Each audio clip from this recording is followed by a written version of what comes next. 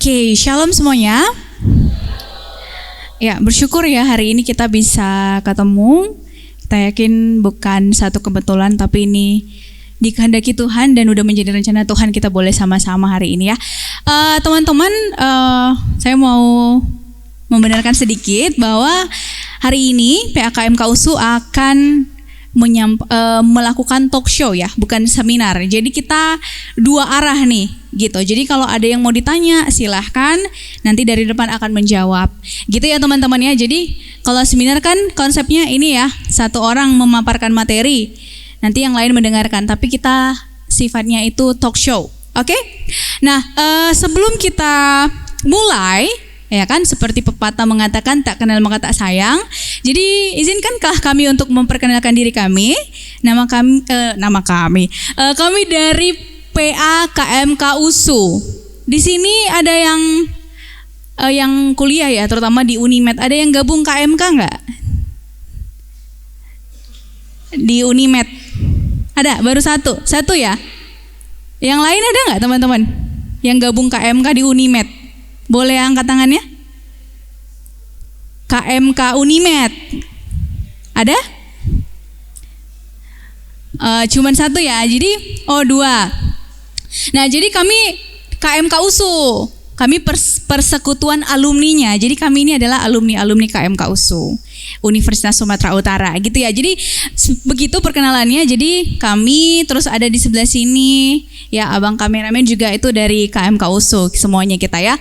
Oke, perkenalkan nama saya Monica Aprilia Simanjuntak, dan di samping saya yang akan menjadi narasumber adalah Bang Payung seperti itu. Nah, jadi kita akan mulai.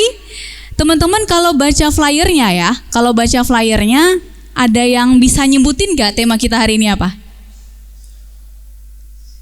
Ada yang ingat gak? Ada? Ada yang masih ingat gak tema kita apa?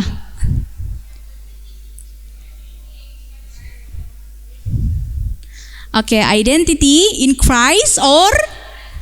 Betul sekali. Jadi kita akan membahas ya, banyak membahas tentang identitas jati diri gitu ya. Oke, langsung aja nih. Kita mulai ya Bang ya. Saya duduk atau berdiri ya? Bagusnya ya, duduk lah ya. Oke. Oke teman-teman, jadi ini tema yang sangat menarik ya menurut saya secara pribadi ya, karena ini menjadi isu lah ya, saya bilang ya, di kaum kita sebagai orang-orang muda. Jadi harapannya bisa diikuti dan didengarkan dengan baik seperti itu ya. Oke, diskusi kita pertama nih Bang. Kalau Abang bisa menjelaskan nih kepada kita semua, kepada saya juga, apa sih identitas itu Bang? Dan gimana kira-kira Bang identitas kita sebagai manusia di awal Tuhan menciptakan kita? Kira-kira gimana tuh Bang? Cek. Baik. Identitas diri ya, kita harus ngerti dulu ya, apa arti identitas diri. Jadi ada seorang ahli namanya Stella Tinktomi, dia mengatakan identitas diri atau jati diri merupakan refleksi atau cerminan diri ya. Refleksi atau cerminan diri yang berasal dari keluarga. Yang pertama keluarga, gender, budaya, etnis, dan proses sosialisasi. Ya, jadi banyak anak muda mau cari identitas diri dengan cara-cara yang aneh-aneh gitu ya. Mencari jati diri, ya kan? Seolah-olah kita belum tahu siapa jati diri kita. Sebenarnya gampang. Kalau kau mau tahu siapa jati dirimu, dia ayahmu. Itulah dirimu. Atau mamamu. Nggak jauh-jauh dari situ. Cuman mamamu dan papamu sering menutupi mereka itu adalah fotokopi. Kamu itulah fotokopinya. Nah, ini kesalahan. Anak siapa sih kau katanya kan?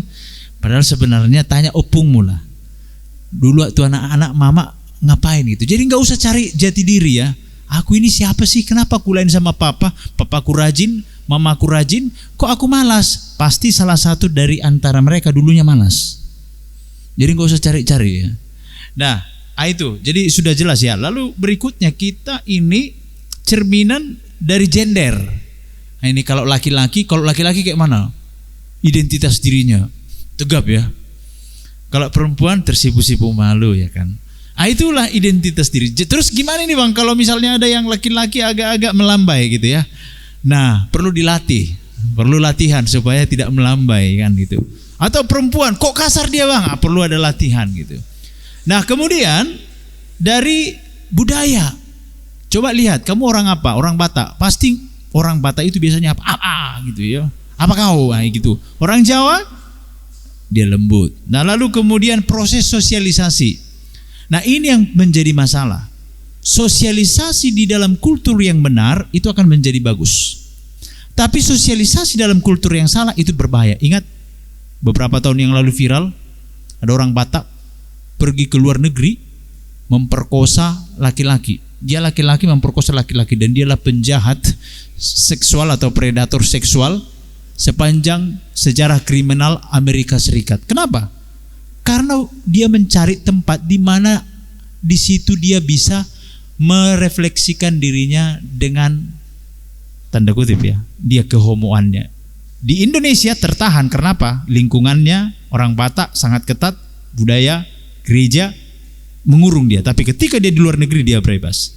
Nah, itu saya kasih gambaran dulu. Nah, kemudian apa sih identitas manusia sejak awal penciptaan? Apa identitasmu, Dek?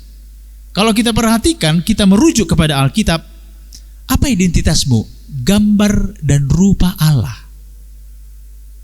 Jelas ya? Udah selesai talk show kita. Kamu adalah gambar dan rupa Allah. Oke, saya rasa ini mengunci kita supaya nanti di akhir apa sih kesimpulannya? Kamu adalah gambar dan rupa Allah. Meskipun wajahmu, wajah ayahmu atau wajah mamamu, kebetulan saja kau masuk ke rahim mamamu. Kalau ke rahim yang lain wajahmu mungkin beda ya. Ya, mungkin lebih ganteng atau lebih cantik atau bahkan lebih jelek. Jadi jadi jangan pernah sombong ya sama mamamu. Oke, saya rasa ini dulu. Oke, Dek. Oke Bang, jadi tadi yang saya tangkap ya ada beberapa sebenarnya ya tentang identitas diri gitu. Tapi kalau kita coba bandingkan ya Bang dengan ketika Abang menjelaskan tentang identitas diri, faktor keluarga, gender, budaya, itu kan cenderung jadinya kita itu mengikuti apa yang itu gitu loh. Misalnya kayak budaya tadi, budayanya kasar, kita jadi kasar. Sedangkan sebenarnya waktu awal Tuhan menciptakan kita, itu adalah gambar dan rupa Allah. Nah, ada sesuatu nih di sini Bang, berarti kenapa yang harusnya kita gambar dan rupa Allah, tapi identitas kita ya, kalau kita lihat sekarang itu banyak yang miss gitu loh Bang. Itu kira-kira gimana Bang? Oke, baik, begini. Cara ayahmu mendidik kamu itu dipengaruhi dulu bagaimana dia dididik oleh bapaknya atau mamanya.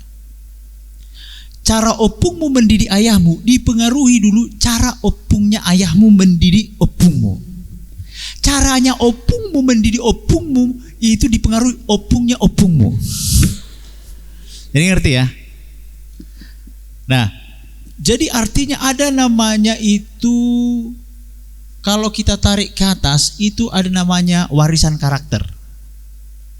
Lalu warisan wajahmu. Misalnya kan, makanya kadang sekarang kita lihat dengan teknologi AI itu bisa ya, kamu nanti 100 tahun kemudian kira-kira masih hidup gak ya?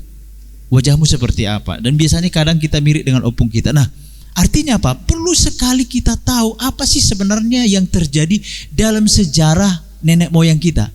Lalu kalau kita tarik ke atas, kita juga belajar di sekolah mana daerah ataupun peradaban yang paling tertua itu ada di Mesopotamia, ya, yang dia lirik 4 sungai, Tigris, Pison, Gihon, dan Efrat. Dan kalau belajar kita peradaban tertua itu ada di mana? Ada di sana, di Mesopotamia, bukan di tanah Batak ya, bukan di tanah Karo. Makanya orang Karo kalau menikah sama orang Barat hasilnya manusia juga kan. Nah, artinya kita ini punya satu nenek moyang, mata coklat, mata biru, mata pink, fungsinya hanya satu, melihat. mau hidung mancung, setengah mancung, seperempat mancung, fungsinya satu, untuk menghirup ya, dan lain sebagainya. Nah, lalu Alkitab kasih tahu di mana awalnya kita itu kehilangan identitas. Singkat cerita, buah pengetahuan yang baik dan yang jahat. Nah, waktu itu Tuhan bilang, jangan kau makan. Kalau kau makan, kau pasti mati. Datang setan, kalau kau makan, kamu sama dengan Allah. Padahal sebenarnya dia sudah segambar dan serupa dengan Allah ya. Setan bikin sinonimnya. Nanti kalau kau makan, kamu nanti sama seperti Allah. Ibaratnya gini, kau sebenarnya udah cantik. Kalau kau makan itu, kau akan jadi jelita. Kira-kira begitu. Kau sudah tampan, tapi kalau kau makan nanti kau jadi handsome.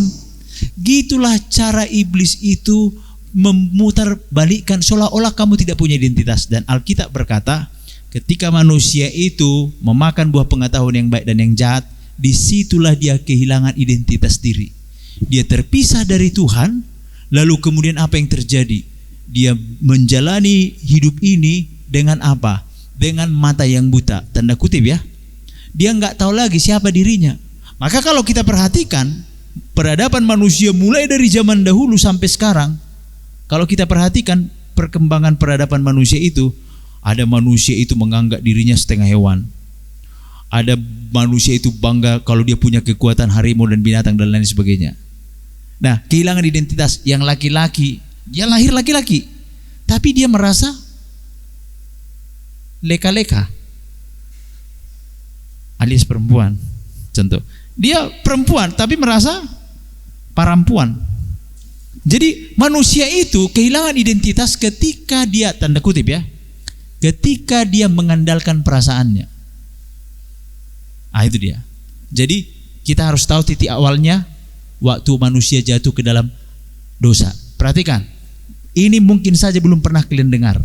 Tahukah kalian, waktu Tuhan menciptakan Adam, kalian sudah ada di dalam itu. Pernah kalian dengar ini? Belum pernah kan? Kalian sudah ada di dalam itu. Apa buktinya? Sering sekali saya katakan, Dek, kau lahir tahun berapa? 2007. Aku waktu itu masih pengangguran lah. 2006 kamu di mana? 2006 dalam perut ibumu. 2005 kamu di mana? Sebelum dalam kandungan mamamu. Kamu ada di dalam tubuh bapamu. Tahukah kau sekarang bahwa, nggak tahu aku ya yang laki-laki, tahu nggak kalian Dek, bahwa di dalam badanmu itu ada calon anak, maka jangan coba-coba buat anaknya. Nah, artinya apa? Apa yang mau saya sebutkan di situ? Manusia itu sudah ada di dalam tubuh Adam, lalu sesuai dengan waktu Tuhan, ini yang lahir tahun sekian, bulan sekian, dan seterusnya. Nah, makanya perlu sekali kalau mau tahu identitas diri, sumbernya adalah Alkitab. Jangan jadi anak pang, geng motor, atau yang lain-lain. Oke, ya, jelas ya? Oke, next. Oke, ya jadi sebenarnya bukan di zaman sekarang aja ya Bang kita menemukan identitas diri kita tuh kayaknya sulit sekali untuk kita temukan ya. Jadi dari zaman dulu pun dosa itu yang buat kita kehilangan identitas diri kita gitu. Nah, lagi nih Bang, sebenarnya kan tadi Abang bilang tuh udah kehilangan identitas diri yang tadi Abang udah sebutkan contohnya. Dan sekarang nih Bang, isunya itu makin kelihatan ya. Teman-teman di sini pasti main sosmed ya, Instagram, TikTok gitu ya, pasti main kan. Jadi sekarang itu Bang, orang-orang itu banyak yang kehilangan identitas dirinya itu karena menikmati kehidupan orang lain misalnya gitu. Teman-teman pasti lihat influencer kan, nonton influencer, nonton TikTokers. Dan sebenarnya kalau saya lihat ya, kalau fenomenanya ya di sosmed itu ya, banyak orang yang akhirnya meniru orang lain karena dia gak tahu gitu identitas dirinya gitu loh Bang. Jadi namanya itu krisis identitas. Setuju ya teman-teman ya? Mungkin kalau aku tanya teman-teman sekarang nih, identitas teman-teman apa? Jati diri teman-teman apa? Tujuan teman-teman apa? Mungkin kita akan kesulitan untuk menjawab itu. Gitu. Jadi itu fenomenanya sekarang Bang. Jadi cara kita, cara orang lain hidup, cara orang bergaul, cara orang mengeksplor hidupnya itu banyak mengimitasi kehidupan orang lain. Nah, itu fenomenanya Bang. Jadi kenapa nih Bang orang-orang ini banyak sekarang yang mengalami krisis identitas gitu? Oke. Yang menjadi penyebab orang mengalami krisis identitas adalah dia tidak tahu siapa dirinya, meskipun dia tahu namanya. Kalian tahu nggak namamu?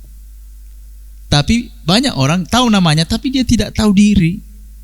Itu yang terjadi, krisis identitas. Contoh nih, dia anak orang miskin, tapi karena lingkungannya anak orang kaya, dia berlagak menjadi anak orang kaya. Karena apa? Karena dia berpikir orang miskin tidak ada nilainya. Yang bernilai itu adalah anak orang kaya. Lalu kemudian kita misalnya melihat ya, teman-teman kita punya handphone semuanya. Lalu kita nggak punya handphone. Kenapa kita nggak punya handphone? Ada dua alternatif. Mama nggak kasih meskipun dia bisa beli, karena dia tahu itu berbahaya. Atau yang kedua, memang mamanya nggak bisa belikan. Ya. Lalu kemudian apa yang terjadi? Dia merasa bahwa dia bukan anak gaul. Karena apa? Dia tidak bisa mengikuti perkembangan zaman. Dan biasanya kita tidak mau disebut orang yang kolot. Orang yang ketinggalan zaman, nggak gaul. Ya saya pernah mengalami itu waktu saya SMA. Dibilang nggak gaul, dibilang nggak keren. Nah, yang keren itu apa? Yang keren itu jalan ada telepon umum dirusain, corek-corek dinding, lewat kucing ditendang, itu yang keren. Nah, nilai yang diberikan oleh dunia ini kita ikuti, maka kita nggak punya prinsip. Sekarang apa nilai manusia? Nilai manusia adalah ketika dia punya channel, lalu pengikut sekian gitu. Saya dulu punya channel pengikut, saya hapus. Nggak enak juga orang terkenal, saya pikir. Ya, yang di apa itu ya gitu. Akhirnya saya hapus YouTube saya itu. Nah, karena apa? Nilai orang terkenal di sebagian orang senang kemana-mana tanda tangan, ya kan, teman tanda tangan dan lain sebagainya. Tapi apakah itu nilai yang kalian cari? Nah itu dia. Oke. Betul ya Bang. Jadi kita tuh sekarang banyak sekali terkontaminasi dengan nilai-nilai dunia ya, teman-teman ya. Mungkin teman-teman ada yang mau berbagi gitu tentang krisis identitas gitu. Teman-teman mungkin merasa iya ya, kayaknya aku terlalu banyak menikmati kehidupan orang lain sehingga apa yang orang lain buat aku harus buat. Apa yang dari sosmed aja Bang, kalau saya lihat ya, kan influencer itu banyak sekali mengikuti gaya influencer lainnya gitu. Jadi mereka itu sebenarnya nggak kayak gitu, tapi mereka membuat diri mereka seperti itu. Jadi nggak diri mereka lagi nih gitu. Nah teman-teman ada yang pernah terjebak di sana nggak kira-kira ya, mengikuti identitas orang lain karena kita terlalu banyak menikmati kehidupan orang lain dari sosial media atau apapun itu. Kira-kira ada yang mau ditanyakan dari hal ini, teman-teman? Masih belum ada? Nggak ada? Oke, nah tadi Abang juga ada membahas tentang nilai diri ya Bang? Yeah. Nilai diri ya gitu. Yeah. Kalau aku Bang malah melihatnya sekarang tuh gini, kau bernilai ketika kau punya uang, kau bernilai ketika kau berhasil dapat kampus bagus, kau bernilai ketika orang tuamu punya banyak duit, kau bernilai ketika kau punya mobil, punya motor, kau bernilai ketika kau sukses. Itu nilai yang sekarang itu, bahkan kayaknya orang tuaku tuh terjebak di situ loh Bang. Bahkan orang tuaku ya, jadi selalu nasihatin anak harus jadi orang sukses baru kita punya nilai. Nah ini miss ya Bang ya sebenarnya ya. Gimana tuh Bang kira-kira ya, bagaimana kita seharusnya ya orang-orang Kristen ya, terutama sebagai pemuda, memandang nilai diri kita gitu. Baik. Saya pernah mengalami fase-fase di mana nilai saya ditentukan oleh orang tua, lingkungan, dan juga budaya. Apa nilai yang dibuat oleh orang tua kita?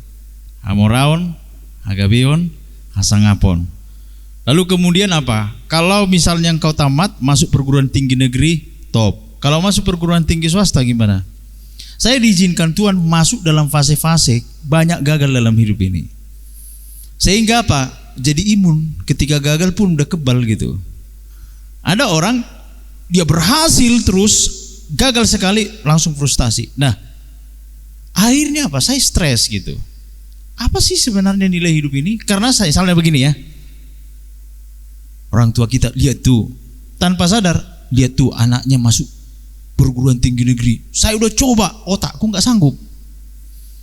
Ada yang lulus misalnya fakultas kedokteran. Dulu saya kepingin jadi dokter kan itu. Saya bimbingan 3 tahun dan mengejar gitu. Supaya apa? Supaya saya bisa membanggakan orang tua. Apa yang terjadi? Gagal. 2 kali saya stambuk baru di Nomensen. Visipol, kemudian sarjana teknik. Lalu kemudian setelah saya sarjana teknik, jadinya apa? Ke teologi ya, lari. Jadi dosen teologi kan lari itu. Nah, itulah yang akan sering terjadi di dalam hidup kita ini. Ketika kita mendengar nilai-nilai yang diberikan oleh dunia ini, termasuk orang tua kita, disitulah kita frustasi. Ketika kita tidak mencapai itu. Nah, saya tidak tahu nilai apa yang sekarang menjadi standar dalam hidupmu. Ketika engkau tidak mencapai itu nanti, maka engkau akan menganggap bahwa engkau tidak bernilai. Lalu ketika engkau tidak bernilai, apa yang terjadi? Engkau putus asa, engkau tidak bisa memandang ke depan, merasa minder, lalu merasa tidak berharga, lalu merasa orang lain berhasil, kau itu gagal. Itulah yang terjadi, dan itulah yang diinginkan oleh iblis. Dan itulah juga yang terjadi kepada saya.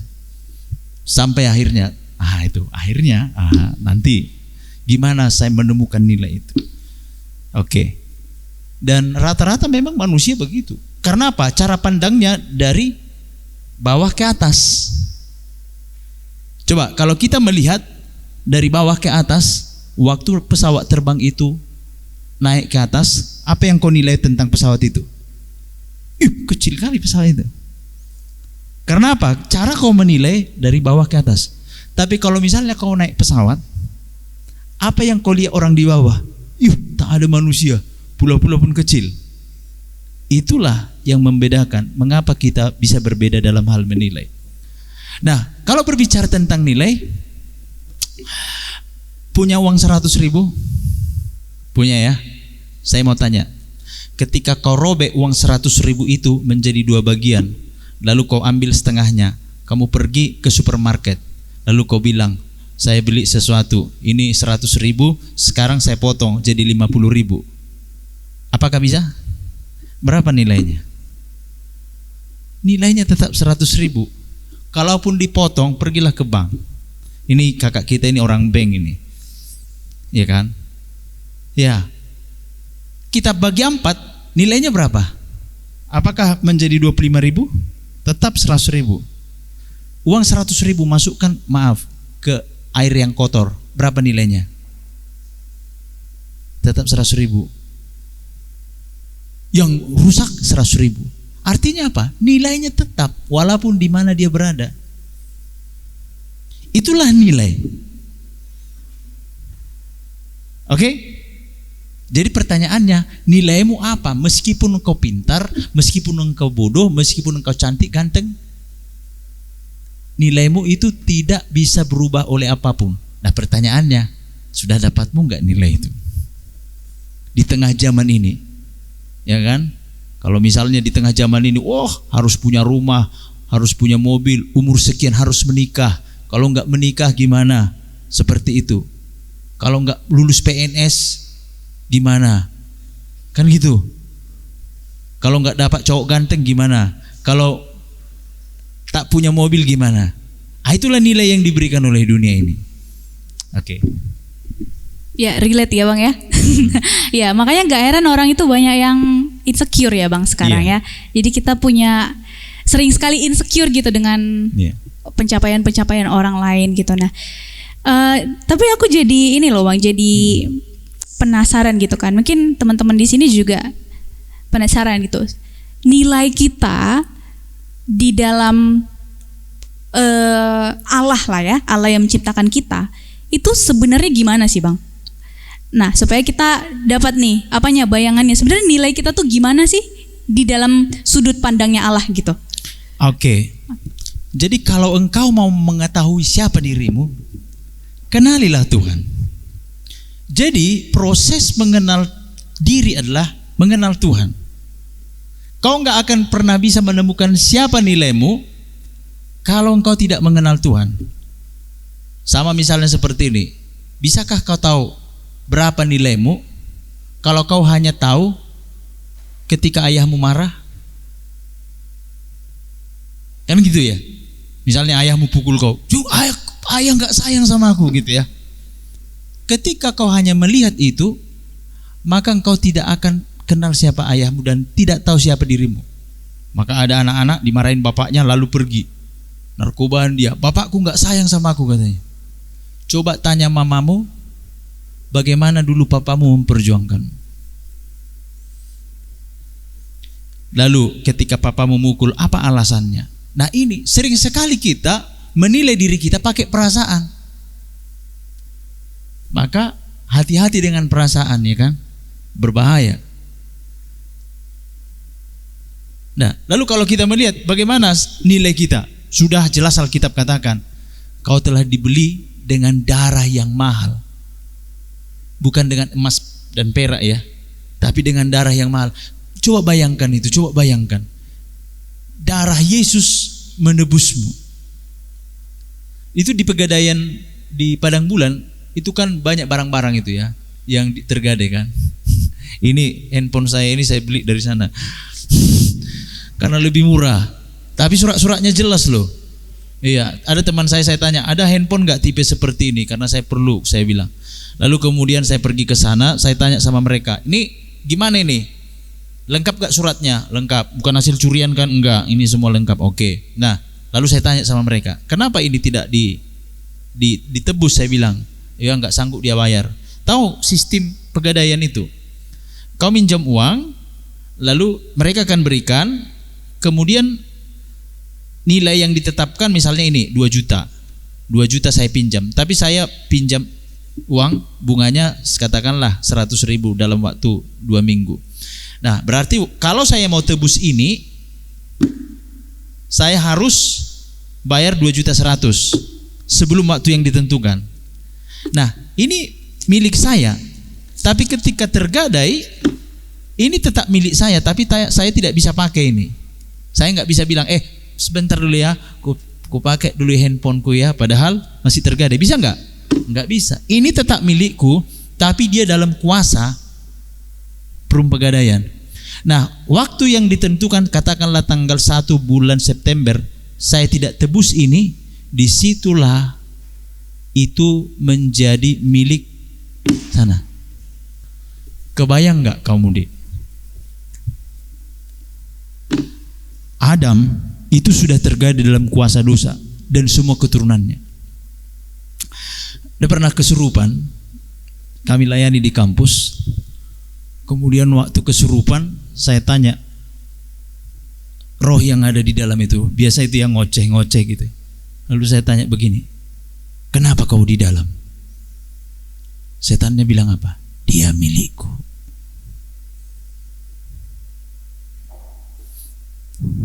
Bisa nggak setan bilang dia milikku? Bisa, meskipun Tuhan yang menciptakan kamu dan saya. Karena apa?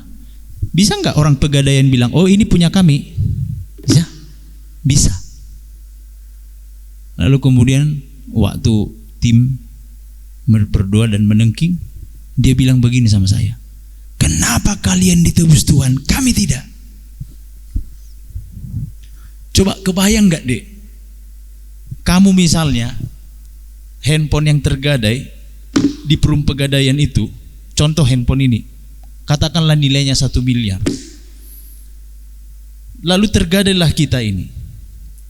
Kalau ini nggak ditebus, sekaya apapun kau, sehebat apapun engkau, setenar apapun kau, tapi kalau setan bilang begini samamu, dia milikku,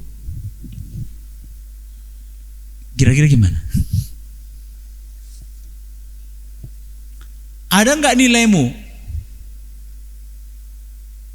Katakanlah orang yang ditebus, orang yang tergadai. Katakanlah kalau di sini, misalnya di sini ya, ada Saya sering kasih contoh ini. Ini pintu neraka. Ya kan? Lalu di sana ada pintu surga. Lalu di atasnya itu ditulis daftar calon penghuni neraka. Masih calon ya? Lalu di atasnya ditulis daftar calon penghuni surga. Lalu kemudian namamu ada di situ. Nomor 1.455.654.201. Contoh nomormu nih. Ya kan? Pertanyaannya sekarang, ketika kau punya segalanya, ketenaran, kemewahan, kecantikan, dan semuanya kau nikmati, tapi setelah kau mati,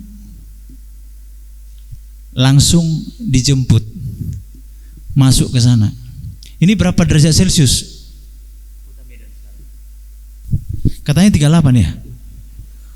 Hah? 3 berapa? 38? 39? Makanya jangan sering-sering di ruangan ber-AC. Saya sering di luar, menyengatnya minta ampun. Lalu banyak orang mengeluh. Saya bercanda bilang begini, training sebelum masuk neraka. Ini gak main-main loh. Masih 38 derajat Celcius, kita udah menderita minta ampun. Coba kebayang gak 1000 derajat Celcius kau tak mati-mati, karena bernilai kekal. Lalu saya mau tanya dulu, mana nilai yang sejati berharga? Ada orang naik mobil Fortuner, tapi di atas kepalanya calon penghuni neraka. Lalu ada pemulung, calon penghuni surga. Saya mau tanya, yang paling bernilai hidupnya? Hah? Ada cantik artis sampai bisulnya nggak ada, pokoknya sempurna lah, cantik dia dari atas sampai ke bawah. Lalu kemudian ada satu, maaf ya, cacat, saya nggak menjelekkan, matanya buta, rusak dan lain sebagainya, tapi calon penghuni sorga. Kira-kira gimana? Apa yang kau katakan dengan wanita cantik ini? Ih, cantik-cantik, sayang kali ya, masuk neraka. Atau kaya ya, sayang kali masuk neraka. Tapi misalnya ada yang jelek, ih jelek dia ya, tapi calon penghuni sorga. Ini kan gitu ya. Miskin dia tapi calon penghuni sorga, nginjak-nginjak emas, kan itu. Nah ini, ya, oke, lanjut. Iya, karena memang yang kaya pun pengennya ke surga nih Bang, memang ya. Jadi semua orang pengennya memang ke surga loh teman-teman ya. Jadi semua orang yang hidup aku rasa memang tujuannya ke sana ya Bang ya. Nah tapi seperti yang mau bilang tadi, ketika kita menyadari bahwa bukan itu yang dilihat Tuhan gitu ya, bukan nilai-nilai di dunia tadi yang Tuhan lihat, seperti kata Alkitab ada ya Bang ya, yang aku melihat bukan apa yang dilihat oleh manusia gitu kan teman-teman. Jadi harusnya kita bisa lebih melihat ya kepada gimana sih sebenarnya Tuhan memandang kita, seperti itu ya. Nah itu tentang nilai diri ya. Nah terus ada lagi nih Bang sebenarnya isunya ya. Aku waktu di kampus aku juga banyak Bang, bahkan teman-teman pelayanan juga ya di KMK ya, merasa bahwa aku nggak punya bakat, aku nggak punya kemampuan. Aku nggak tahu teman-teman mengalami itu nggak, gitu. Jadi banyak juga Bang ternyata orang yang nggak bisa menemukan potensi dan kemampuan di dalam dirinya. Makanya tadi nilai dunia kayak gini, makin insecure lah dia, makin stres lah dia, gitu. Makin nggak berharga lah dia. Nah, kira-kira gimana nih Bang, Abang melihat apakah benar Tuhan itu menciptakan kita itu tanpa kemampuan dan potensi gitu? Siapa di sini yang tidak pernah juara satu? Oke. Sekarang begini. Kalau kamu misalnya juara satu dari belakang, berarti ranking terakhir. Ketika kau bertemu dengan orang yang juara satu, kau gimana? Percaya diri atau insecure? Insecure ya. Karena apa? dia juara 1, aku nggak pernah juara 1, selalu di belakang, ban belakang, ya kan, ya kan, makanya ada canda itu, kenapa ban belakang lebih cepat botak daripada ban depan, karena dia pusing mikirin kenapa dia nggak pernah menang gitu ya. Nah itu anekdot aja. Nah itu yang kita pahami, itu yang terjadi pada saya. Ada teman-teman saya yang pintar sekali matematika, saya kok susah gitu. Akhirnya apa? Saya menjadi menderan, bahkan pokoknya saya selalu punya pemahaman begini, saya ini orang bodoh lah gitu. Makanya kalau ada pemilihan saya selalu terakhir datang supaya nggak dipilih. Nah waktu anak-anak kalau saya berliturgi itu tak pernah begini ke atas, selalu lihat ke bawah. Karena kalau saya lihat ke atas, apa yang saya hafal hilang semua. Nah, tetapi kok bisa jadi pembicara? Kok bisa ngomong seperti ini? Kalau waktu saya belum kenal Tuhan, saya selalu sudah mengunci saya ini bodoh, nggak pintar. Karena ayah saya juga bilang bodoh kali kau katanya. Akhirnya iya juga ya bodoh juga. Nah, sampai akhirnya apa? Saya bertemu dengan Yesus Kristus. Saya ingat sekali 14 Februari 2004, acara Valentine. Waktu itu ada KKR penantangan. Saya diputarkan film The Passion of the Christ, waktu Yesus tersalib berdarah-darah begitu. Ketika saya melihat itu, disitulah titik awal saya menemukan siapa diri saya dan nilai saya. Gambar itu, film itu mau mengatakan apa? Inilah nilaimu. Aku mengasihimu. Tidak seperti penilaian yang dunia berikan. Dan saat itu sampai hari ini, akhirnya saya bisa memandang dunia ini. Semua dibukakan oleh Tuhan. Mengenal diri, mengenal Tuhan dan lain sebagainya. Kau berharga. Nilai yang pertama yang harus kau pahami apa? Kau terlalu berharga bagi Tuhan sampai-sampai Yesus diberikan samamu. Cobalah ya. Yesus sendiri diberikan samamu, Dik. Seolah-olah kau itu lebih berharga daripada Yesus, kan gitu. Masa Yesus yang mati kau hidup? Seharusnya udahlah biarlah kau mati, kan gitu. Biarlah kau mati, kan ini memang cocok lah ini mati lah ini aja manusia ini ke neraka penjahat ini. Lalu apa yang terjadi coba? Datang Bapa di sorga, kau aja yang mati nak ya supaya mereka hidup gitu. Coba perhatikan nilai itu. Ayahmu aja pun saya berani jamin belum siap mati untukmu. Ya kan? Buktinya apa? 24 jam dia tidak ada samamu. Nah, akhirnya salah satu cara yang dipakai Tuhan, saya dibukakan pikiran begini. Tahukah kalian, waktu kita itu keluar dari tubuh bapak kita berupa sperma, tahu nggak berapa ratus juta sperma yang keluar? Itu bisa membuat sebuah negara loh. Sekitar 120 juta sperma.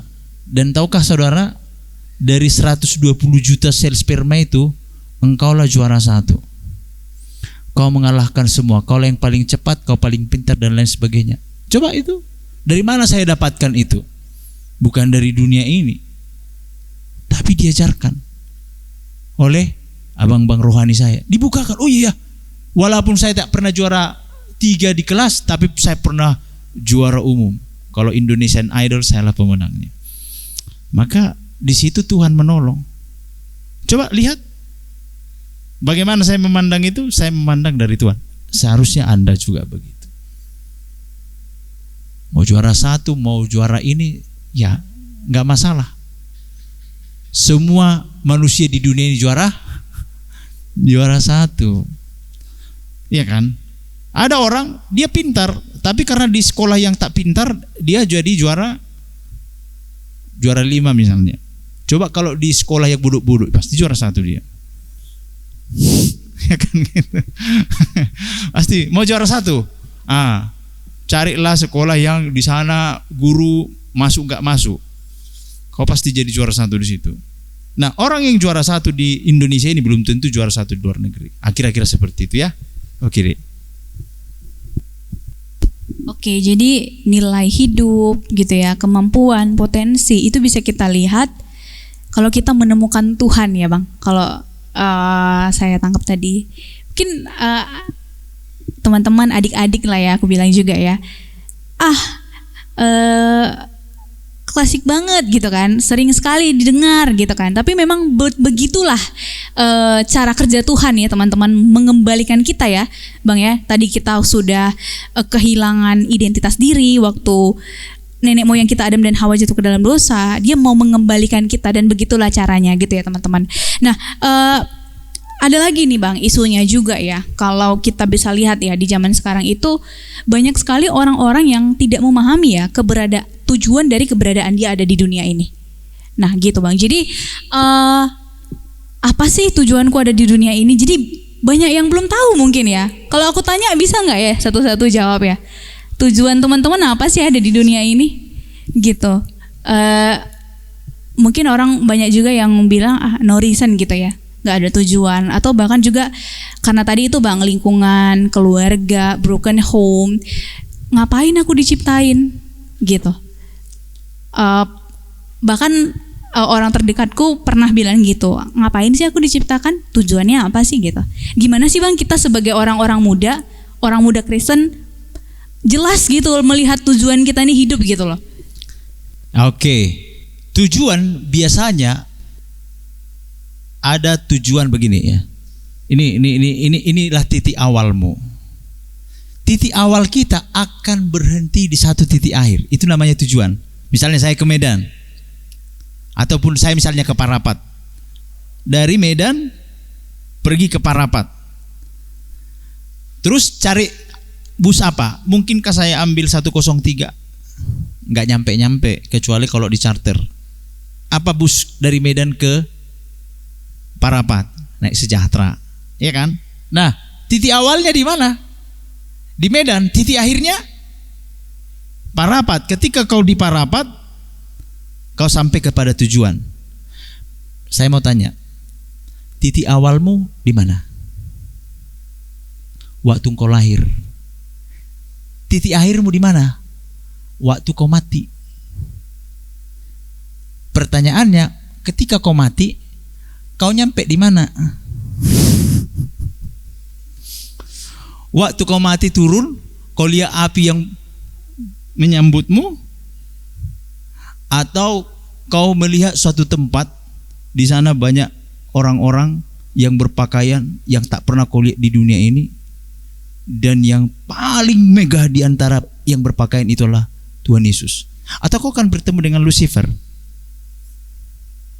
Madonna, tahu kalian Madonna?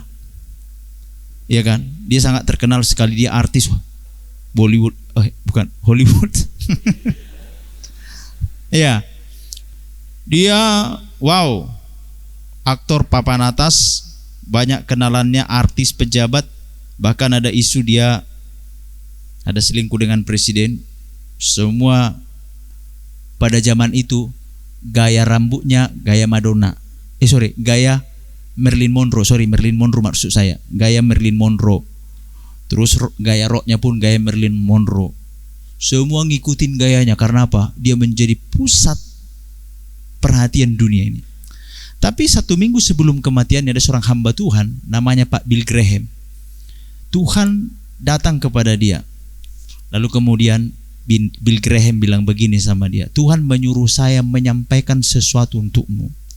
Tapi Marilyn Monroe bilang apa? Aku tidak membutuhkan Tuhanmu. Dia punya semuanya, punya yang dikejar oleh dunia ini.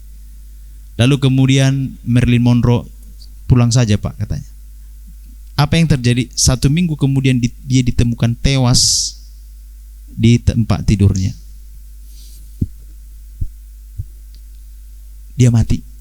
Ada yang mengatakan dia dibunuh, ada yang mengatakan dia bunuh diri, dan lain sebagainya. Bukankah banyak artis-artis Korea yang berakhir dengan bunuh diri? Ada seorang hamba Tuhan berkata begini, tahukah kalian kenapa banyak artis itu mati bunuh diri, termasuk Robin Williams, pemain film Jumanji. Kalian pernah nonton film Jumanji? Dia kan mati bunuh diri. Kurang apa dia? Kurang kaya, kurang ini semua. Hamba Tuhan ini bilang apa?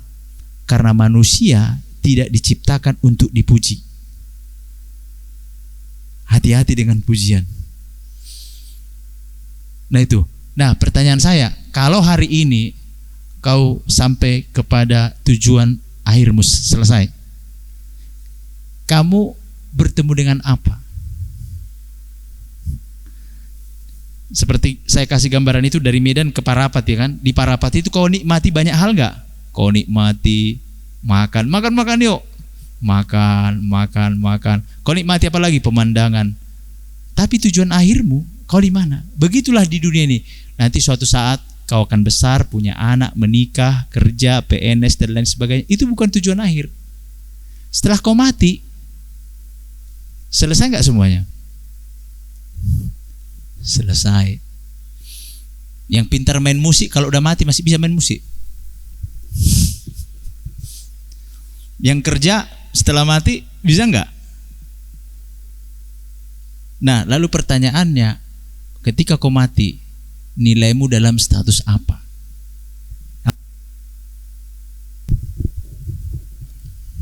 Oke Bang, terima kasih Bang. Nah biar kita nggak berdua aja yang ngobrol Bang, lempar ke jemaat lah ya. Nah teman-teman ada yang mau ditanyakan nggak kira-kira ya? Udah cukup banyak nih pembahasan kita. Boleh dong 1-2 orang bertanya gitu. Yuk, ada? Harus ada.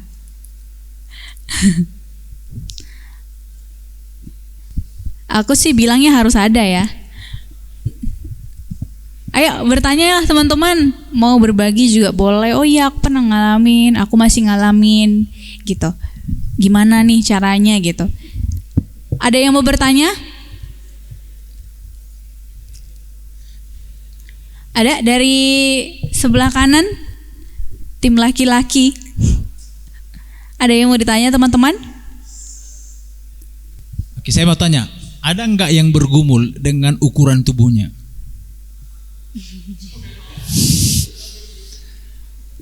Ada nggak yang bergumul dengan nilai kulitnya?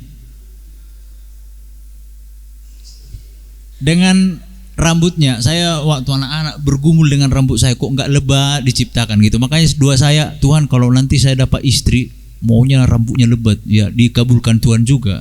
Ya, istri saya rambutnya banyak gitu. Ada nggak bergumul masalah rambut? Ada. Bergumul masalah bibir? Bergumul masalah gigi? Seharusnya dia harus tertawa lepas, tapi karena nilainya dia anggapnya rendah, dia ketawa mulutnya.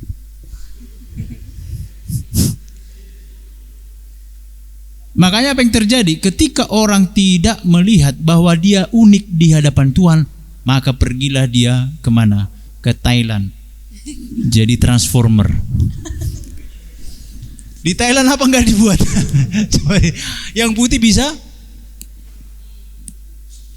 hitam, yang hitam jadi semua bisa di situ. Ya, ada satu apa namanya ya? Ada seperti apa namanya?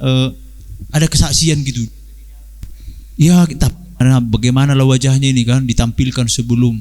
Nah kemudian dia dioperasi lah, biasalah itu kan kayak konten gitu, dioperasi gini, dibuat giginya pun udah cantik, ya kan, matanya pun udah cantik, rambutnya, lalu kemudian dia ditampilkan, lalu kemudian dia menangis terharu, sekarang aku bisa bahagia katanya.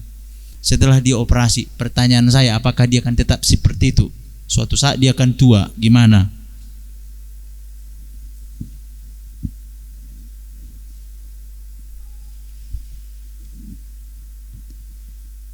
Salah nggak ciptakan kita hitam? Tuhan, kenapa dulu aku kemasaan kayak gitu kan? Ya kan? Atau kenapa dulu aku nggak direbus gitu ya? Akhirnya, nah, kalau direbus jadi putih kayak ayam kan? Kenapa aku dipanggang Tuhan jadi hitam gitu? Nilai-nilai itu kan dibentuk. Coba lihat di iklan-iklan pun hati-hati. Yang cantik itu yang putih. Putih mengkilat, ya kan? Sampai akhirnya beli produk di sini putih, di sini coklat. Saya pernah lihat itu foto, ya kan? Karena nilainya apa? Yang cantik itu putih, yang cantik itu lurus, maka di rebonding. Tiba muncul di sini, muncul juga dia kan, keriting juga dia. Mulailah dia gelisah. Rambutnya lurus, dia percaya diri. Ketika udah keriting, aduh,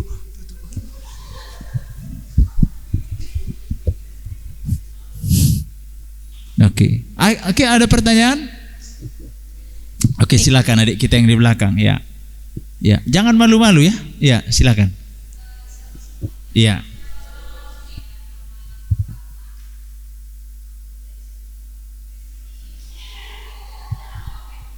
Oke. Terima kasih Bang, manggilnya Abang lah ya, biar lebih dekat Iya. gitu Bang. Abang sudah menjelaskan sebenarnya kita itu siapa. Kita adalah gambar dan rupa Allah, dan itulah memang gambar kita sebenarnya. Nah, ketika seseorang sudah menemukan gambar dan rupa Allah itu, tapi kan kita masih tinggal di bumi ini. Jadi banyak hal yang di bumi ini, di dunia ini ya Bang, yang bisa merubah kita secara tidak sadar. Nah, menurut Abang atau menurut hasil pemikiran Abang atau apa yang Abang peroleh, apa yang membuat kita mengetahui bahwasanya kita bisa melupakan diri kita? Maksudnya gambar diri kita udah tahu nih, gambar diri kita adalah segambar dengan rupa Allah. Tapi secara tidak sadar kita bisa melupakan itu.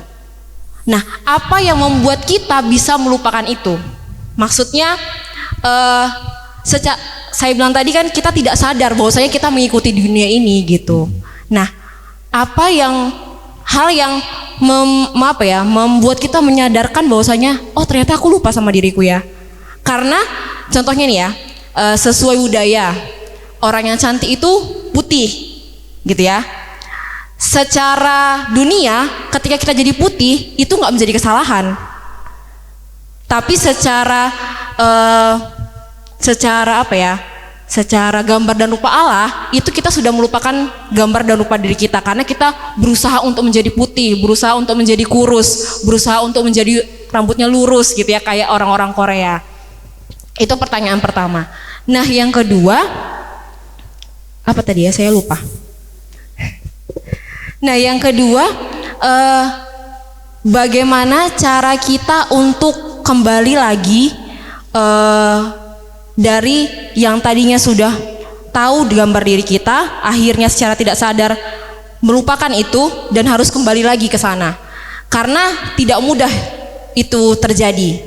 Karena proses menemukan diri kita pun tidak mudah, dan proses kita kembali untuk menemukan diri kita yang sejati itu tidak mudah. Mungkin itu pertanyaan yang saya berikan. Terima kasih.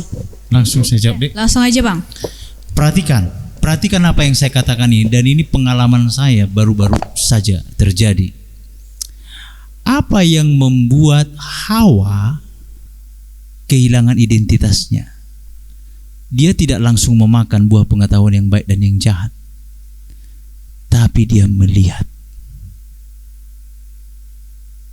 Dia melihat buah pengetahuan yang baik dan yang jahat itu, sehingga apa? Dia kepikiran terus. Tahukah kalian apa yang dipakai untuk mengaburkan identitas kalian? Matamu. Apa yang kau lihat lebih banyak. Maka saya akhirnya mengambil sebuah keputusan bahwa kita harus membuat komitmen. Aku melihat ini kapan, dan melihat apa yang lebih banyak. Kalian akan bisa bedakan. Waktu kalian punya komitmen, aku melihat handphone hanya jam sekian. Itu pun hal yang penting. Aku melihat Tuhan dengan cara membaca Alkitab. Maka kau akan selalu terjaga untuk mengenal dirimu. Saya kasih contoh saja. Otak kita ini sudah ternyata punya program. Apa yang kau lihat seperempat jam ke depan, itulah yang akan mempengaruhi pikiranmu. Contoh, ketika kau misalnya melihat artis, kau kagumi, seperempat jam itu di dalam pikiranmu apa? Pasti ada dia. Dan kau terobsesi menjadi seperti dia.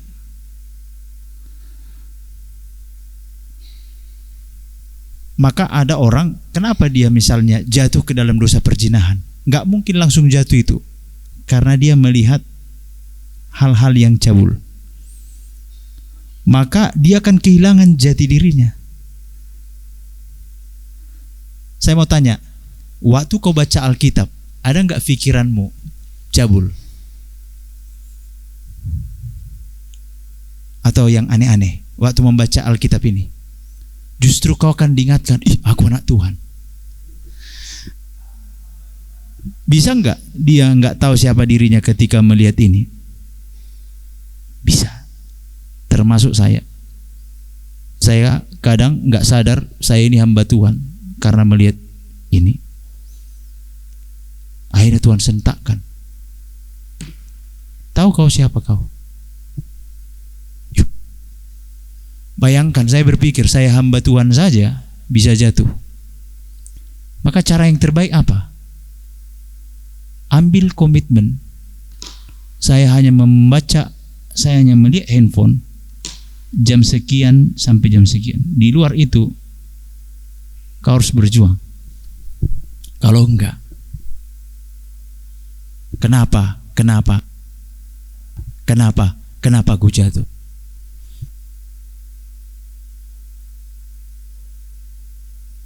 Yang terberat di zaman ini.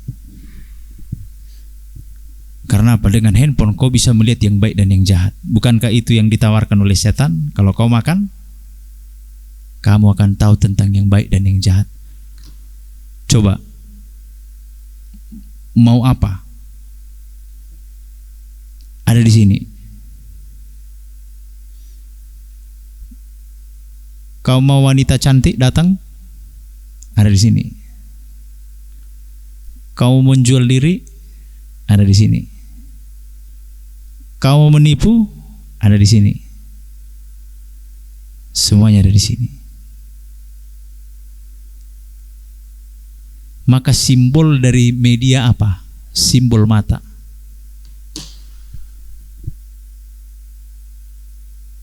Kita dikaburkan untuk tidak bisa melihat Tuhan.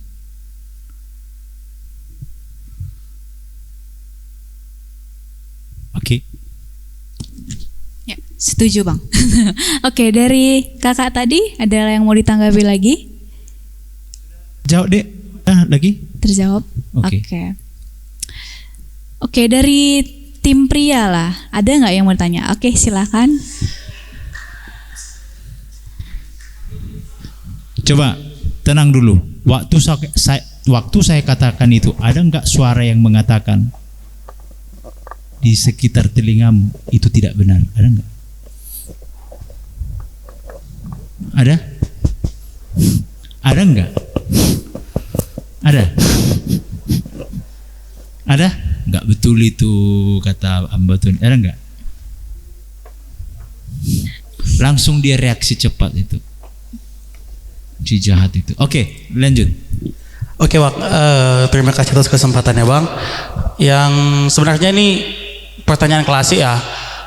Tadi kan Abang sendiri sudah menjelaskan bagaimana nilai itu dari awal hingga saat ini. Nah, pertanyaan simpel yang ingin saya tanyakan sebenarnya itu dari Abang sendiri, bagaimana sih solusi dan cara pandang Abang untuk kami yang bernotabene mungkin belum tahu untuk mendapatkan nilai kan. Nah, bagaimana cara kami untuk mendapatkan bagaimana cara kami untuk menjadi orang yang bernilai? Mungkin simpelnya kayak gitu. Dikembalikan, Bang. Saya supaya bernilai, gitu ya. Sebenarnya sederhana sekali. Nilai kita itu akan berubah ketika status kita berubah. Sekali lagi ya. Nilai kita itu akan berubah ketika status kita berubah. Apa status manusia yang sudah jatuh ke dalam dosa? Dia terkutuk kan? Benar ya? Lalu apa yang membuat kita punya nilai ketika engkau menjadi anak Tuhan? Saya kasih contoh lah. Bisa nggak kau bandingkan nilaimu di kartu keluarga, kan misalnya ada kartu keluarga ayahmu ya, kartu keluarga ayahmu, bapak, mama, terus kamu anak keberapa di situ. Lalu kemudian tak kenapa Pak Jokowi datanglah ke Medan ini, kau diangkat jadi anaknya, dimasukkan ke kartu keluarga Presiden Jokowi.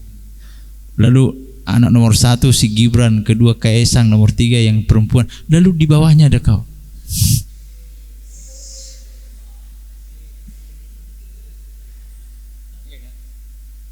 Nah, apakah Pak Jokowi bisa langsung, kau harus jadi anakku? Apakah Pak Jokowi bisa begitu? Tanya dulu ya. Kau mau nggak jadi anak angkatku?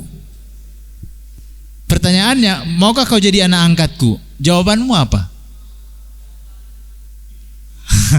Nggak mau ya kan? Ada orang nggak mau lah gua. Masa aku jadi anak Pak Jokowi? Aku banggalah dengan mamaku walaupun mamaku miskin. Coba perhatikan itu.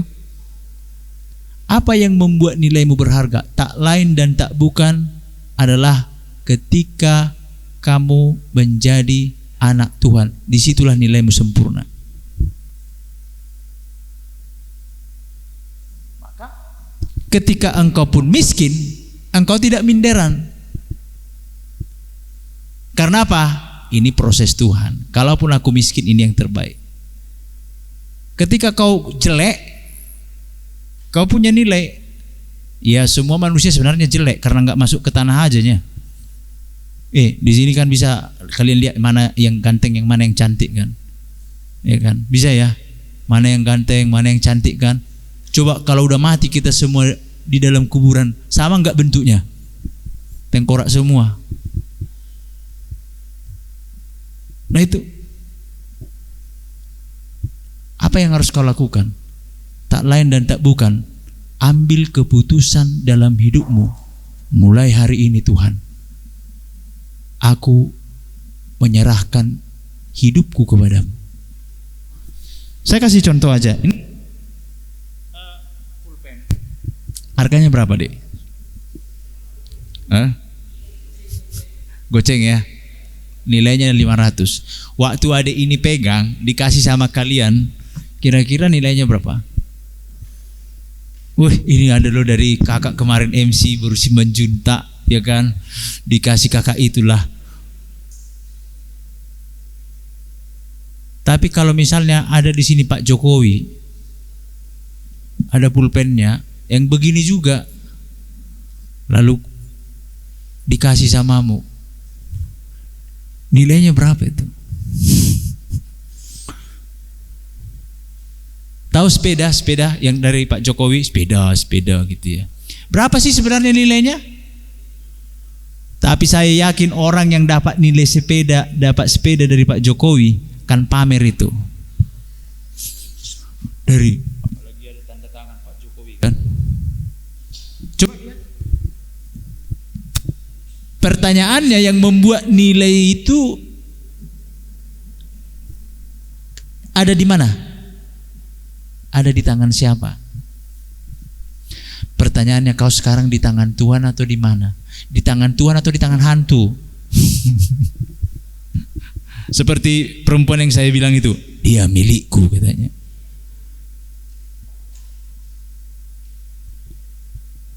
Udah, Dek? Iya. Coba, masih kurang? Gimana?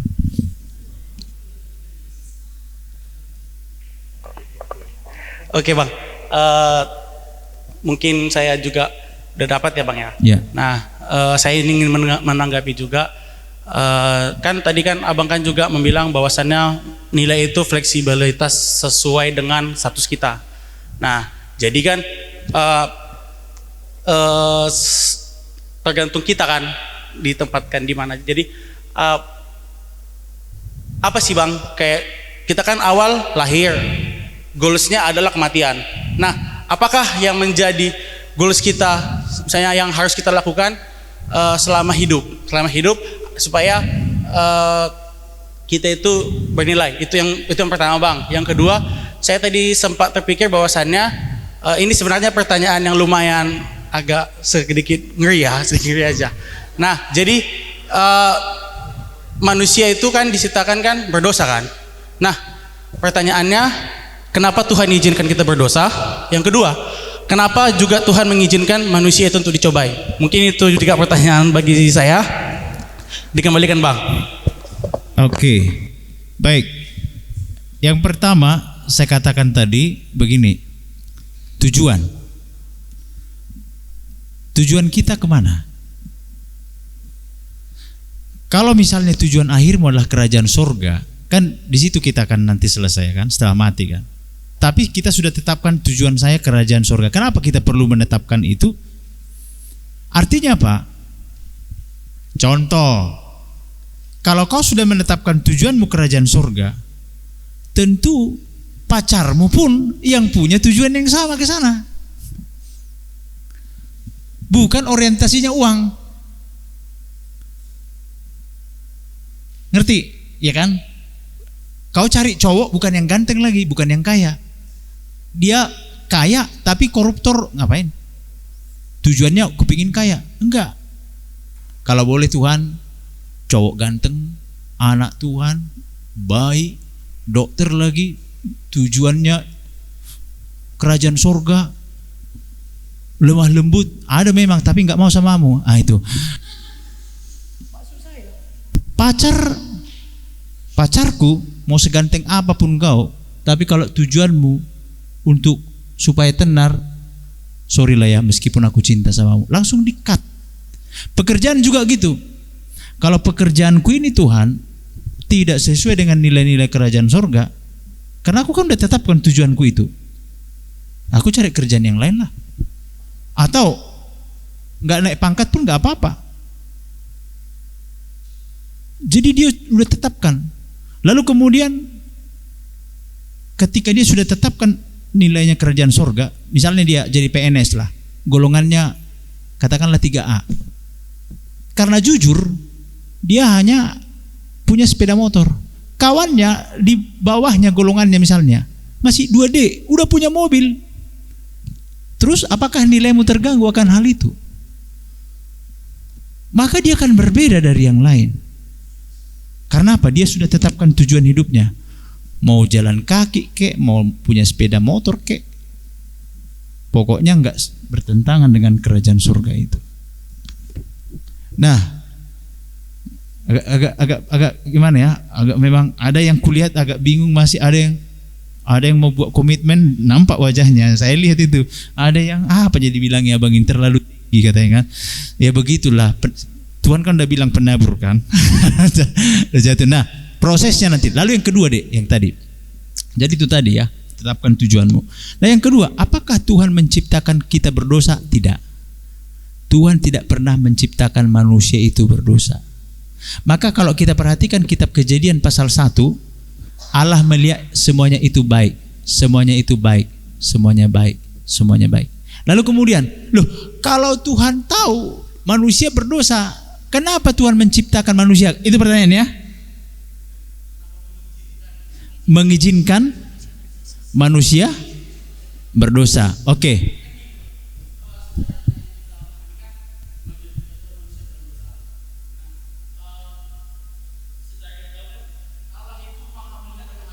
Iya.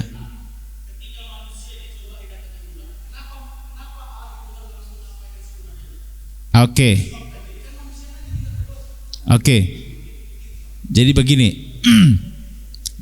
Waktu saya kuliah, pertanyaan itu pernah kami ajukan kepada seorang dosen kami dari Korea. Pak, kalau Tuhan itu kan Maha tahu, dia akan jatuh, manusia akan jatuh ke dalam dosa. Kenapa Tuhan izinkan? Kenapa Tuhan biarkan?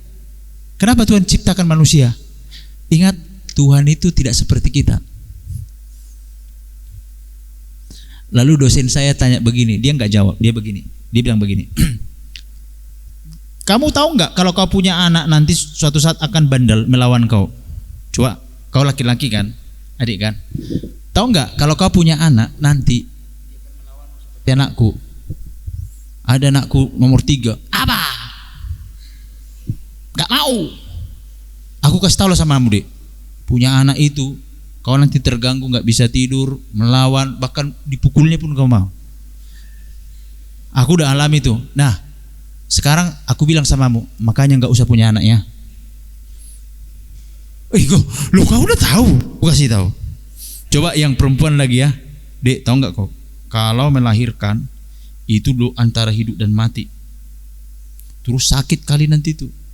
Terus nanti kalau kau udah punya anak, itu nanti waktu dia baru lahir, siang bisa malam, malam bisa siang. Maka Dek nggak usah kawin.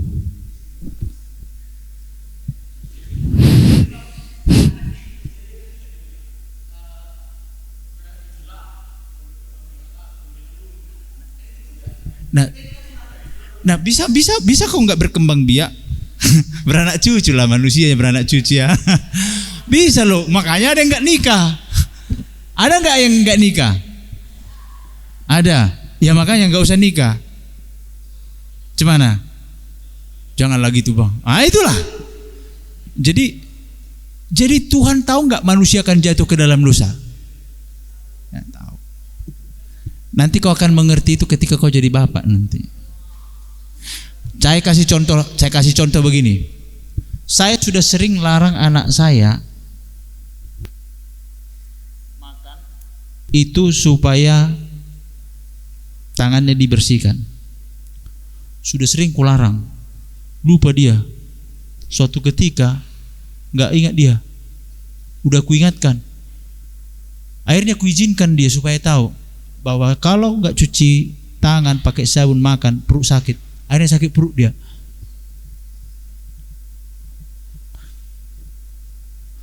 Saya mau tanya, bisakah manusia itu tahu kalau berdosa itu melawan Tuhan itu mengerikan? Kalau manusia itu tidak diizinkan Tuhan, tidak taat, tanda kutip ya. Bisa enggak? Kenapa Tuhan izinkan? Pilih, kau mau taat atau enggak taat, kata Tuhan. Kita diciptakan bukan robot loh. Kita diciptakan punya pribadi. Lalu ketika manusia itu memilih enggak taat, apa yang terjadi? Apa yang terjadi kepada manusia? Penderitaan kan termasuklah dirimu. Suatu saat nanti kalau kau di sorga, ini cobalah bayangkan ya, suatu saat nanti kau di sorga, mau enggak kau memilih memberontak sama Tuhan? Udah pernah kualami. ngeri kali jauh dari Tuhan, betul nggak? Nah, apakah maksud Tuhan supaya tahu rasa? Enggak.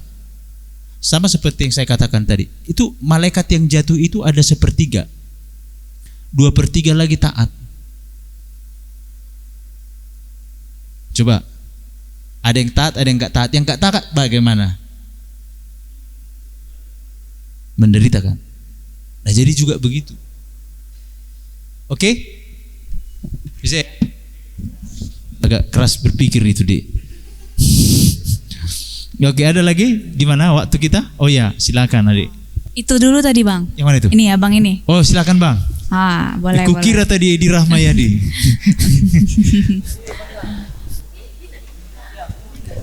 Oke, teman-teman, waktu kita ada 10 menit lagi, jadi kita maksimalkan untuk pertanyaan 5 menit ya. Ada 2 pertanyaan lagi, ya silakan. Oke, mungkin nama saya Ferdinand Sinaga. Mana tadi pertanyaan Jos? Tadi kan ada Bang bilang, identitas kita bagaimana yang diajarkan ayah kita, bagaimana yang diajarkan oleh opung kita juga. Nah, yang berarti kan ada garis keturunan.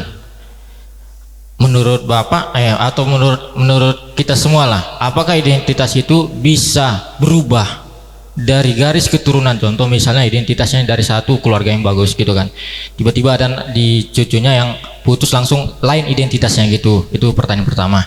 Baru yang kedua, masalah identitas di umur mungkin menurut saya adakah bagaimana cara kita mengetahui identitas asli dari dalam diri kita?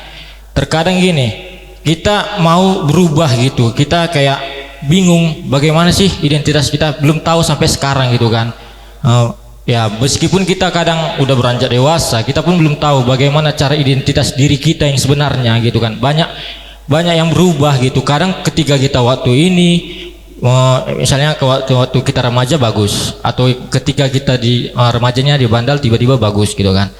Jadi apakah faktor usia bisa menentukan sebuah identitas?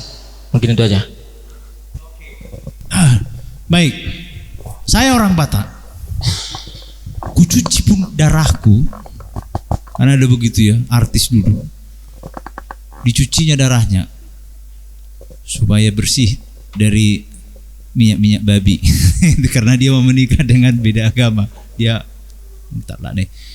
Sampai kapanpun saya tak bisa mengingkari diri saya bahwa saya ini orang Batak. Dan sampai kapanpun saya nggak akan bisa mengingkari identitas saya ini laki-laki meskipun saya transgender. Apa yang mau saya katakan di situ? Ada yang tak bisa dalam hidup ini kita ubah atau kita memilih. Jadi ada dalam hidup ini yang bisa kita pilih, ada yang tak bisa kita pilih. Apa yang tak bisa kita pilih? Aku lahir dalam keluarga apa? Nggak bisa kutentukan itu. Tiba-tiba lahir aku dalam keluarga Sipayung, makanya mereka aku Sipayung. Kalau aku lahir dalam keluarga purba, tertukar misalnya di rumah sakit, aku jadi marga purba. Kita kan nggak tahu sebenarnya, tanda kutip ya, betul gak kita ini anak kandung apa enggak? Mama mulai yang tahu. Dan yang kalau katakan anak kandung, lalu pertanyaan berikutnya, aku anak bapak atau anak tetangga? Mamamu yang tahu.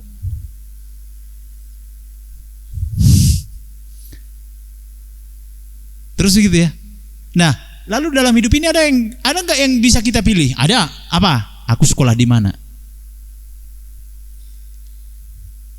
Aku mau pintar atau mau bodoh? Aku mau rusak atau mau bagus? Kau bisa pilih. Kau mau bagus, pilih kawanmu yang bagus. Kau mau rusak, pilih kawanmu yang rusak. Itu yang bisa kita pilih. Tapi ada hal yang tak bisa kita pilih, itu tadi. Contoh bapak kita penjudi, mana bisa kita pilih? Kalau kita disuruh memilih, aku maunya bapakku baik, anak Tuhan, kaya. Kita pilih-pilih lah ya kan, rebutan lah di situ. Aku mau masuk ke sana lah Tuhan, rahim ke sana. Karena bapaknya ganteng. Nanti kalau aku lahir, ada enggak? Enggak ada. Lalu pertanyaannya, seperti pertanyaan yang kedua yang adik bilang tadi, bisa enggak terjadi perubahan di dalam hidup kita ini? Dulunya baik, akhirnya jahat dan lain sebagainya. Manusia kadang mau mencoba sesuatu yang baru. Udah capek aku jadi anak, jadi bandel dulu aku. Akhirnya, karena apa? Dia sering diejek-ejek. Anak Tuhan, anak pendeta, anak baik gitu ya kan. Terus, lalu akhirnya apa? Dia merasa bahwa dia nggak jantan kalau jadi orang baik. Akhirnya kemudian dia mau menjadi orang, aku mau jadi bandel lah gitu. Terakhir dia merasa, tapi hatinya tersiksa. Maka ada dalam diri orang, makanya anak yang waktu kecil diperkenalkan Tuhan dan lain sebagainya di bawah bimbingan orang tua terus. Nanti saya lupa itu umur berapa itu. Umur 17 tahun dia mau mencoba menjadi anak bandel. Kemudian apa yang terjadi? Umur 17 tahun, 17, 18, 19, 20 sampai akhirnya umur 25 dia mau menjelang dewasa, dia akhirnya bandingkan. Kok enak ya hatiku waktu aku dulu nggak bandel. Tapi karena dia ingin diakui dan lain sebagainya, karena dia mencari identitas diri, iya ya, setelah aku jauh dari Tuhan, aku kok begini. Akhirnya dia balik lagi sama Tuhan. Akhirnya dia makin matang. Tapi lebih bagus lah begini terus ya kan. Kecil pun baik ya kan. Terus saja. Tapi memang jarang yang seperti ini. Nah itu tadi. Bisa dia berubah di tengah jalan. Tadinya dia baik, tapi karena dia kecewa sama Tuhan. Misal orang tuanya sakit, mereka jatuh miskin, orang tuanya meninggal, dia akhirnya berubah. Sebenarnya bukan dia mau mencoba menjadi jahat, tapi apa? Dia kecewa sama Tuhan. Percuma aku melayani Tuhan dan lain sebagainya. Dia tinggalkan Tuhan.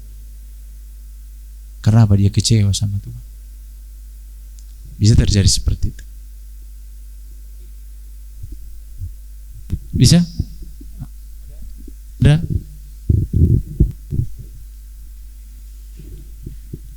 Kira-kira gimana? Udah? Ya. Mungkin gini Bang, yang masalah yang pertama tadi kan, kalau ini saya baru dapat gambaran, identitas itu, identitas berarti dengan garis keturunan juga kan. Berarti gini, kalau misalnya ada salah satu keluarga identitasnya buruk banget. Iya. Ini kalau kita bandingkan dengan soal dengan keagamaan, itu ada namanya kayak dosa keturunan, pasti ada. Berarti gini, ada satu misalnya dari keturunan 1 sampai ke 7, ini yang keturunan ke-8 nih, dia secara tidak sengaja atau gimana ya, orang tuanya mengajarkan dengan sesuai dengan garis keturunan yang kemarin. Padahal si anak nggak mau. Nah, berarti kalau kayak yang abang bilang tadi, sampai kapanpun identitas kita dengan buruk, berarti dengan ya ibaratnya dosa keturunan itu pasti ada. Nah, apakah salah seorang anak itu mengubah gaya identitas keluarganya gitu, untuk dengan berkait dengan dosa keturunan atau apapun segala macam itu, dia ingin menjadi ibaratnya keturunan yang selanjutnya, dia tidak mau seperti identitas keluarganya. Mungkin itu aja. Maksud saya begini, identitas yang dimasukkan itu bukan identitas dalam hal kejahatan ya. Contoh, identitas kan sisi payung, nggak bisa kuubah menjadi marga purba kan, karena bapakku si payung. Tapi misalnya bapakku seorang penjudi, aku harus mengakui bahwa bapakku seorang penjudi loh. Nggak bisa kita katakan kau bukan bapakku, kau penjudi. Nggak bisa. Bapakku memang seorang penjudi. Tapi apa? Aku bisa memilih aku tidak jadi seorang penjudi. Aku bisa memilih, bisa.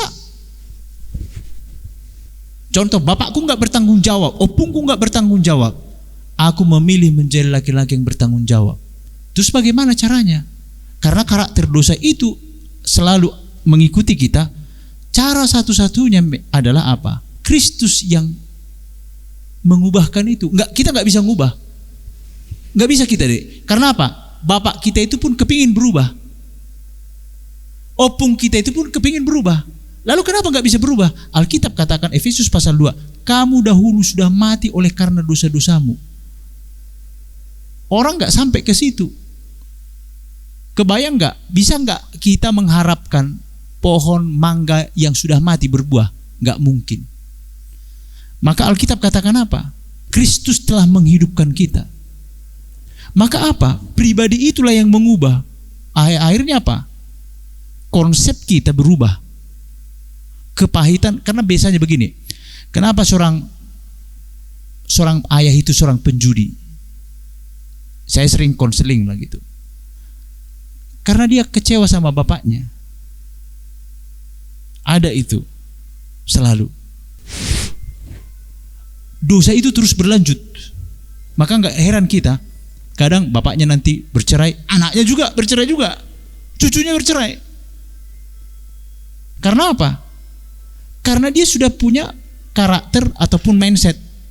Misalnya, kenapa bercerai opungmu? Oh, karena gak cocok. Bapaknya, kenapa bercerai? Gak cocok juga. Sekarang ada nggak godaan itu bercerai? Sekarang waktu kita sudah di dalam Kristus, hidup bagiku adalah Kristus dan mati adalah keuntungan, bisa nggak bercerai? Alkitab katakan tidak. Disitulah terjadi perubahan itu. Karena apa?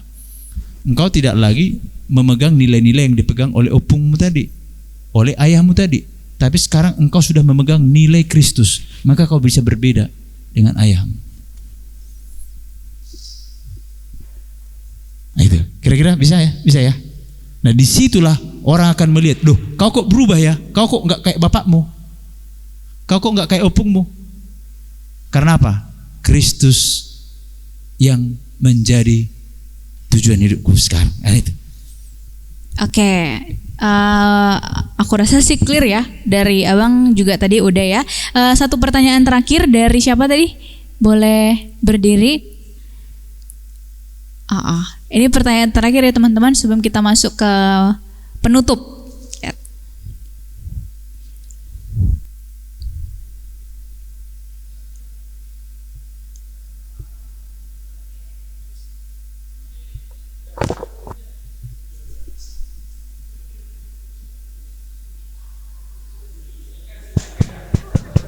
Cik, oke.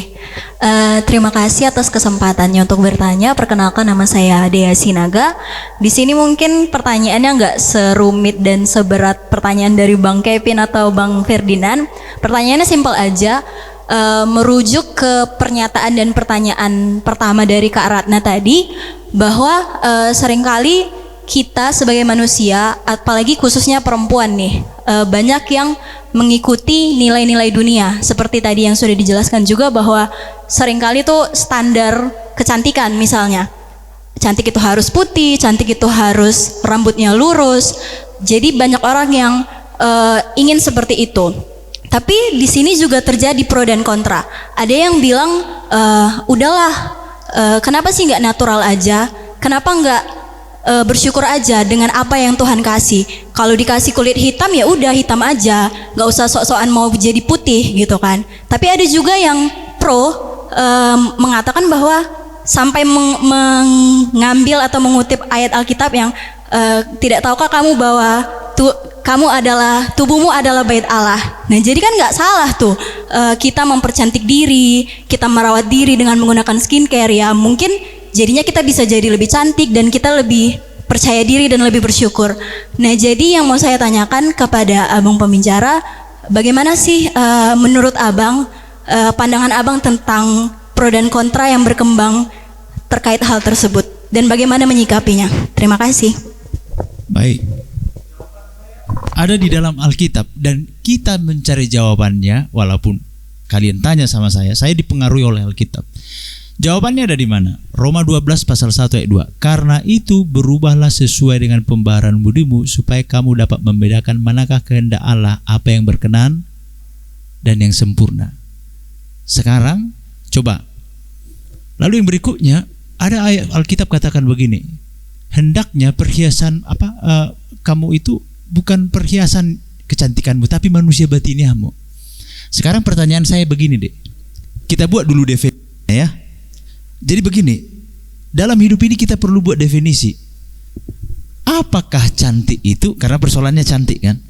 Apakah cantik itu? Pasti semua kita akan berbeda-beda. Seorang laki-laki akan ditanya, menurut kau perempuan yang cantik itu apa? Dia bilang apa? Seksi, terus roknya di atas lutut, terus terbelah lagi sampingnya katanya. Bagi sebagian orang. Tapi bagi saya kalau ditanya, sejak waktu saya lajang, apakah menurutmu apa perempuan yang cantik itu? Bagi saya perempuan yang cantik itu nggak seksi. Saya kalau lihat seksi, gitu. Perempuan yang cantik itu bagi saya apa? Dia rambutnya terikat ke belakang. Lalu kemudian dia berpakaian kemeja. Kalau berpakaian seksi, itu. Nah coba ya, pasti tanya abang-abang ini pasti beda. Abang ini benar, dari dulu saya senang gitu.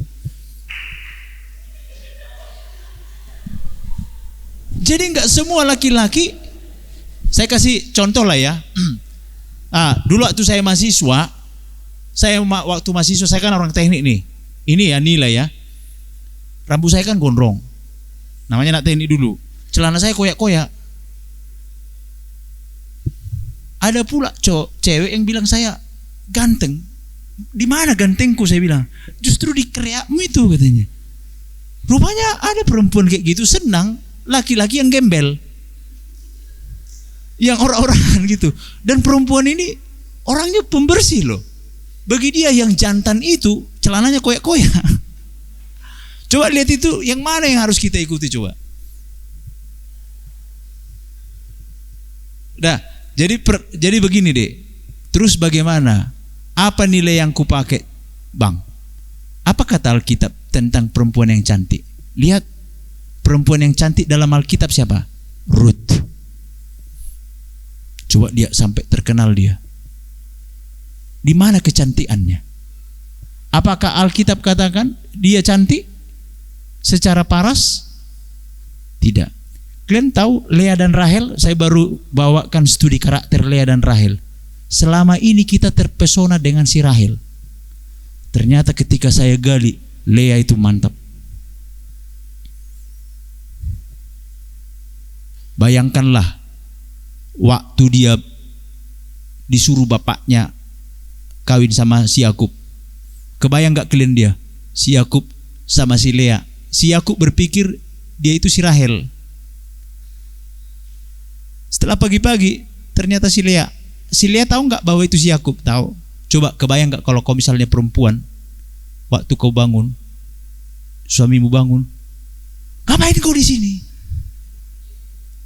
Kok di sini kau? Itu yang terjadi sama Yakub dan Lea. Apa yang terjadi? Apakah Lea minta cerai? Cerai. Dia tetap bertahan. Luar biasa Lea. Pertanyaan saya, yang cantik itu mana yang kau kejar? Fisikkah atau hatimu? Maka sekarang bikin dulu. Cantik itu adalah orang yang punya karakter seperti Ruth. Dek, yang perempuan, yang laki-laki, aku tanya dulu kau. Cantik gak seorang perempuan pasang 3 cowok?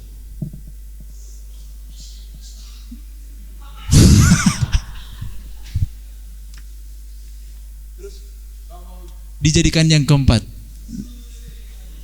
Lalu lagunya apa? Jadikan aku yang kedua.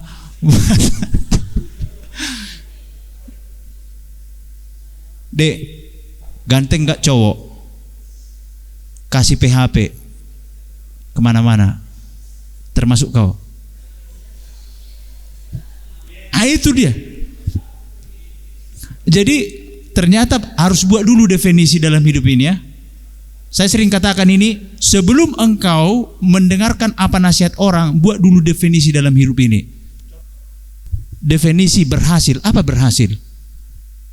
Buat dulu definisi hidupmu. Berhasil bagi saya adalah ketika saya punya anak, punya pasangan. Saya akan menyebut diri saya berhasil kalau saya bisa membawa mama saya ke Yerusalem. Maka buatlah definisi cantik sebelum kau berbicara tentang kecantikan seorang wanita. Dan yang cowok, definisikanlah apa itu cowok ganteng. Karena kalau kau bikin definisi cowok ganteng, harus kayak siapalah sekarang cowok ganteng, nggak tahu lagi aku sekarang yang update yang paling ganteng. Ya kan? Terpaksalah kau harus operasi plastik. Di situ banyak plastik di depan. Oke. Jadi oke deh ya, bisa ya? Sudah dapat? Sudah ya? Jadi ketika ada orang bilang kau harus putih, kau harus segala macam, oh enggak, bukan itu yang ku kejar. Karena apa? Tengoklah, kenapa banyak artis yang kawin cerai, padahal kau bilang, ih sayang kali dia, cantik kok diceraikan. Siapa tahan sama perempuan cantik galaknya minta ampun? Oke? Oke, Tuhan Yesus berkati. Oke Bang, mungkin ini apa ya, pertanyaan terakhir dari moderator sekaligus mungkin closing statement aja ya Bang, tentang tema kita hari ini. Apa yang harus dimiliki ya, dijaga dan dipelihara kita sebagai anak-anak muda, terutama ya yang sangat rentan ya.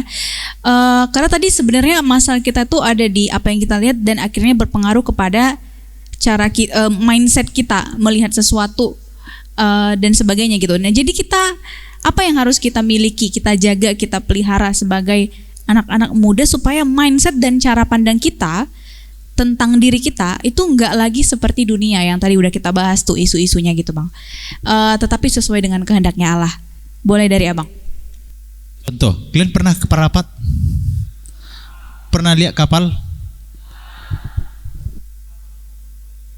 terombang ambing enggak? Tapi kenapa dia tetap di situ walaupun dia ke kanan, walaupun dia ke kiri? Kenapa dia enggak hanyut? Karena dia diikatkan kepada suatu titik. maka ke sana, dia tetap di situ. Maka apa yang harus kau lakukan? Ikatkan dirimu kepada Tuhan Yesus. Maka sekalipun kau goyang, jatuh, terombang-ambing, kau enggak kemana-mana, enggak leong ke sana.